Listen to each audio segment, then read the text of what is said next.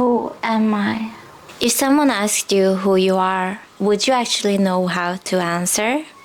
Inspired by Marcus Aurelius, but this is my practice. No one teaches you how to detach without losing yourself, so this is me learning out loud. True detachment is not about becoming bitter. It's not about avoiding people, and it's not about burning every bridge in your life and calling it healing.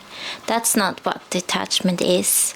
Detachment is an important skill to learn if you want to focus on what actually matters to you, instead of spending your energy obsessing over things, people, or outcomes that don't really care about you.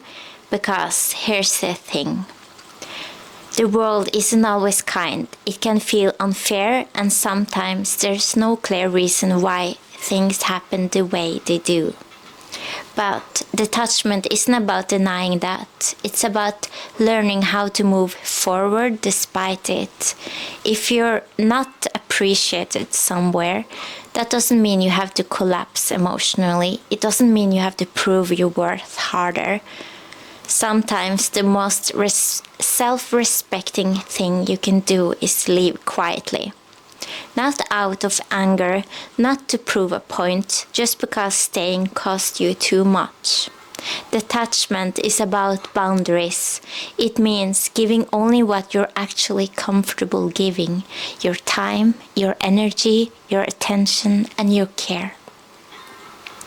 And stopping before you give so much that you lose respect for yourself. I'm not saying I mastered this. I'm saying I'm practicing it. Detachment for me is not something I suddenly achieved. It's something I have to remind myself of again and again. Because attachment can slowly take over your entire inner world without you even realizing it. When you're attached, you give power away. You let situations decide how you feel. You let outcomes control your mood. You let other people's action determine your sense of safety. Your schedule changes around things you're waiting for. Your sleep gets lighter. Your thoughts keep looping. And you might not even notice it until you're exhausted. That's something I have to be very honest with myself about. I have BPD, and attachment doesn't show up quietly for me. It shows up in my body, in my nervous system, and in how intensely I focus. So, detachment isn't about becoming cold for me. It's about learning how to not burn out emotionally. And I'm still learning.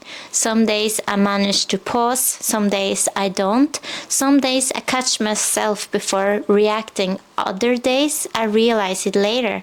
But I keep practicing. When I don't immediately choose a feeling, a person, or an outcome, when I don't react right away, something softens. Not everything changes, but my inner state does. And that matters. Detachment is not about removing all emotion. It's about removing expectations. When you remove expectations, you stop taking everything personally.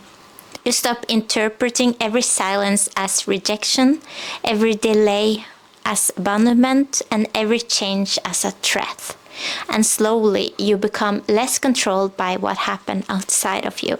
People who are constantly attached to people, to validation, to results, are constantly giving their power away. They don't feel in control, and because of that, they don't feel safe. That's why detachment isn't weakness, it's containment. When people talk about others being mysterious, calm, or magnetic, what they're really noticing is someone who isn't emotionally pulled in every direction. That kind of presence comes from not needing everything to go your way. Attachment often comes from need, from believing that something outside of you has to complete you, stabilize you, or heal you. But becoming stronger means learning how to do that for yourself, not perfectly, not all at once, but enough to stay grounded. This also shows up in how we attach to people we admire. Creators, artists, characters, public figures. Sometimes we feel like they gave our life meaning. But if you look closer, they were never the source. They were a mirror. You discovered parts of yourself through the way you interpreted their work, through what resonated with you. That insight, that recognition was always yours. And remembering that helped loosen unhealthy attachment. Because if you're capable of attaching deeply, you're also capable of learning how to detach in a healthy way. Healthy detachment doesn't mean indifference to everything. It means being selective. It means your care is reserved, your energy is protected, your emotions are allowed, but they don't automatically turn into action. You can feel deeply without reacting immediately. You can sit with discomfort without letting it control you. That's emotional resilience, not emotionally numbness. And I think that's the real goal. Not to become unfeeling, but to become steady. Some people are meant to be chapters, not entire stories. Some attachment teach us something, and then they're meant to be released. And learning how to let go without becoming bitter or closed off is one of the hardest things to practice, and I'm still practicing it. But it feels like a way to stay connected to myself without constantly being pulled apart.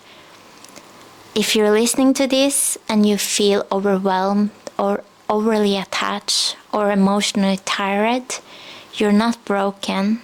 You might just be learning where your boundaries are. And that's not failure, that's growth, quiet growth. If this resonated, you are not alone in it. I'm still learning too.